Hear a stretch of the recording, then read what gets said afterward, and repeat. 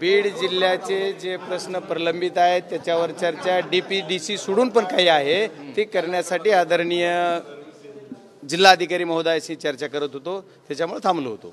आता ती बाकी सर्व आदरणीय पालकमंत्री महोदय चर्चा करत होते, अगोदर मी थोडं थांबलो. ती गेल्यानंतर मी माझी चर्चा झाली आणि निघलो, कारण परत पुन्हा जिल्हाधिकारीकडे यायला आणखी तेवढ्या वेळ घालण्यात मी परत बाहेर जाणार आहे. उद्या पण आहे मीटिंगला, त्याच्यावर चर्चा करत होतो. याच्यासाठी फ्रेश दिसायला मी कधीही तुम्हाला फ्रेश दिसलो नाहीचं उत्तर द्या मला. मीच फ्रेश आहे, पहिल्या दिवसापासून फ्रेश आहे.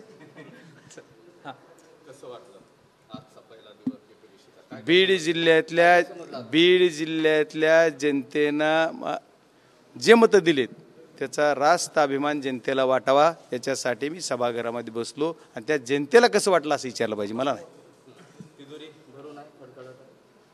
नाही आता दिसलं तर काहीच नाही, त्याच्यामुळे तिजोरीवर आणखी तिजोरीला हातच लागला नाही ना.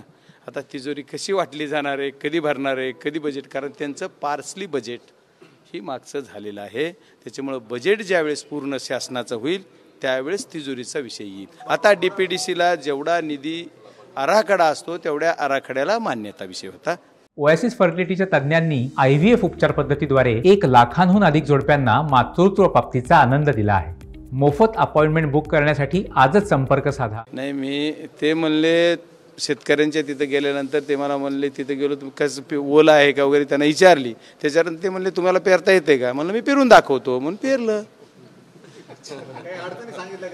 नाही, अडचणी बियाण्याच्या बाबतीत सध्या त्यांनी काही मला तसे बोलले नाही, त्याच्यामुळे मी उगीच काहीतरी बोलणं चुकीचं होईल. बाप्पा, समता परिषदेची एक बैठक झाली, त्या बैठकीमध्ये छगन भुजबळ हे पुन्हा उद्धव ठाकरे गटात जावं अशी त्यांच्या समर्थकांची मागणी केलेली आहे.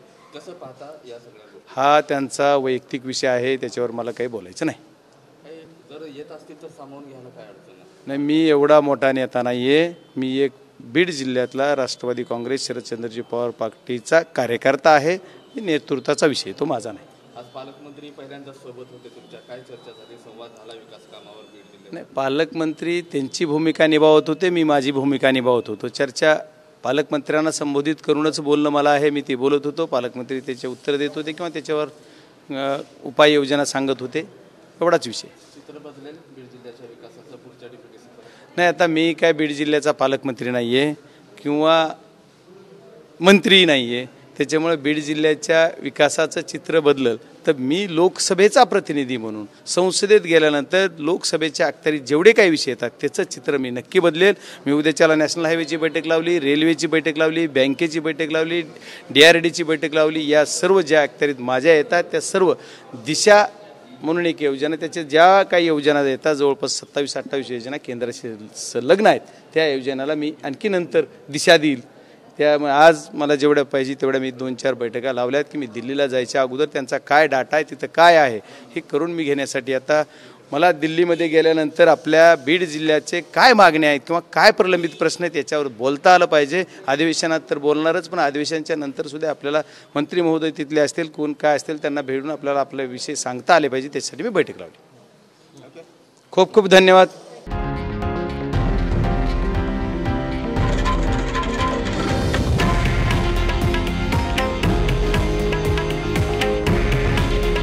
हे आहे देशातील नंबर 1 न्यूज नेटवर्क आणि आपण पाहत आहात TV9 मराठी. काळजी तुमची, हित महाराष्ट्राचं.